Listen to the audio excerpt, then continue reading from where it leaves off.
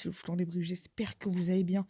Aujourd'hui, on se retrouve pour le débrief de Séville-Barcelone, voilà. Donc triste 0-0 vraiment entre ces deux équipes. Donc aussi très mauvaise opération du Barça, car ils ont donc 3 points d'avance sur le Real. Et donc voilà, le Real qui s'est imposé hier contre Valence, du coup voilà, c'est une mauvaise opération, car du coup, bah voilà, ils prennent pas leur distance. Ils sont sous la pression du Real, voilà. Donc un Barcelone décevant, clairement. Dans le jeu, il sera quasiment rien passé. Très peu d'automatisme entre les joueurs. Enfin bref, c'est vraiment décevant. Et une équipe de Séville qui vraiment aura vraiment été vraiment pas mal à voir jouer. Défensivement, franchement, défensivement, quel bloc de Séville. Mais vraiment, mais le bloc de Séville, c'était vraiment un bloc, mais infranchissable, clairement infranchissable. Ils n'arrivaient pas à tirer parce qu'il y avait aucune fenêtre de tir. Les Barcelonais n'arrivaient pas à centrer parce qu'il y avait, tu pouvais pas centrer parce qu'il y avait toujours un joueur où quand tu centrais, aussi c'est à centrer, bah, il y avait toujours un joueur de Séville, Jordan, Diego Carlos, Koundé, enfin bref, ils ont vraiment été énormes. La défense de Séville et Séville a aussi été dangereux offensivement, surtout en deuxième période, avec notamment Ocampos qui s'est créé 3 tirs cadrés, avec notamment un tir avec un magnifique arrêt de Ter Stegen. Donc voilà, et une équipe donc voilà de Barcelone qui est avec un Messi. Donc Messi, j'ai pas envie de dire qu'il a été mauvais parce que oui, il perdait beaucoup de ballons, mais voilà, on sentait qu'il avait envie de tout casser, mais tellement que le bloc de Séville était bien organisé que c'était impossible, que ça a été impossible de mettre en difficulté cette équipe de Séville finalement. Très très peu d'occasions, voilà. Et aussi Barcelone qui a aussi manqué qui a aussi manqué de voilà, qui a manqué de solutions, tout simplement, voilà, qui a manqué beaucoup de choses, manqué voilà, de fantaisie dans les actions, très très peu d'automatisme, voilà. Dans l'axe, à chaque fois que Messi était dans l'axe, qu'il voulait dribbler, à chaque fois il n'y arrivait pas, c'était vraiment trop difficile pour Barcelone.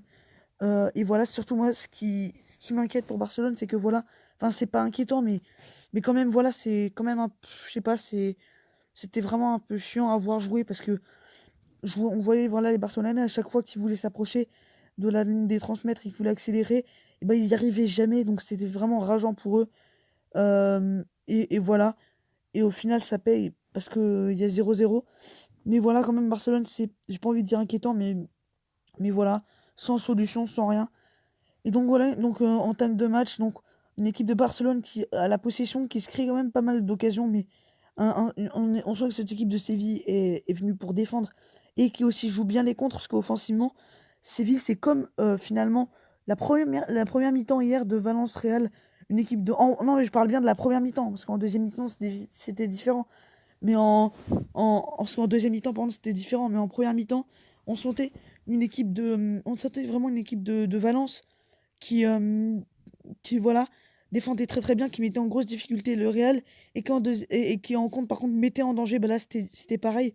Sauf que voilà, le Barça n'a pas encaissé de but, ça c'est aussi la chose positive. Mais franchement, défensivement, offensivement, voilà, il s'est rien passé finalement, il s'est rien passé. Les joueurs étaient bloqués. Enfin bref, voilà, match assez frustrant pour le FC Barcelone qui prend donc que 1 point dans ce match. Donc on va voir le classement évidemment. Donc c'est pas une bonne opération pour les deux équipes, mais voilà. Séville qui a eu le mérite de ne pas perdre ce match. Donc voilà.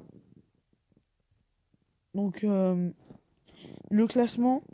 Donc là on voit donc que Barcelone, donc voilà, euh, ne prend que n'est qu'à 3 points du Real. Alors heureusement que la différence est en faveur du Barça, mais regardez, 38-35, ça se joue pas à grand chose.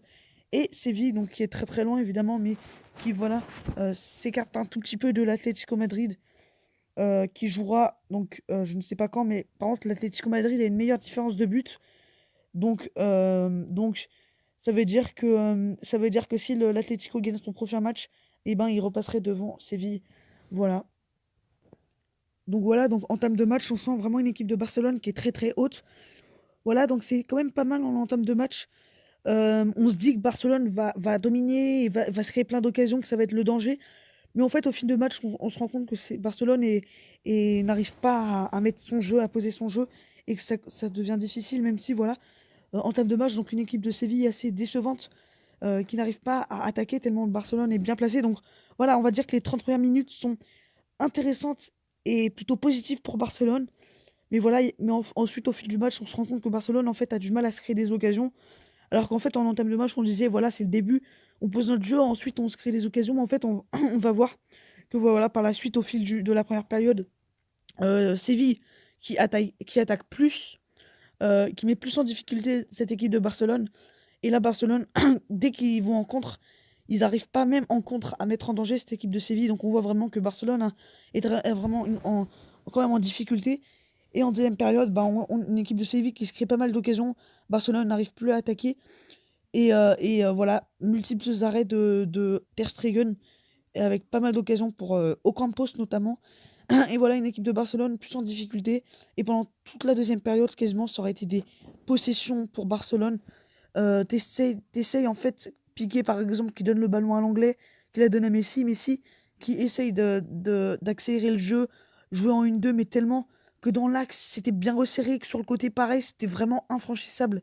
Un vrai mur, cette équipe de Séville. Euh, et, euh, et voilà, et ensuite, donc voilà, c'est vraiment impossible à passer ce mur. Et voilà, au fil du match, Séville va un peu moins attaquer, Barcelone va dominer, mais domination ultra stérile. Il y a quand même une occasion pour Suarez à la 88e, mais c'est vraiment insuffisant.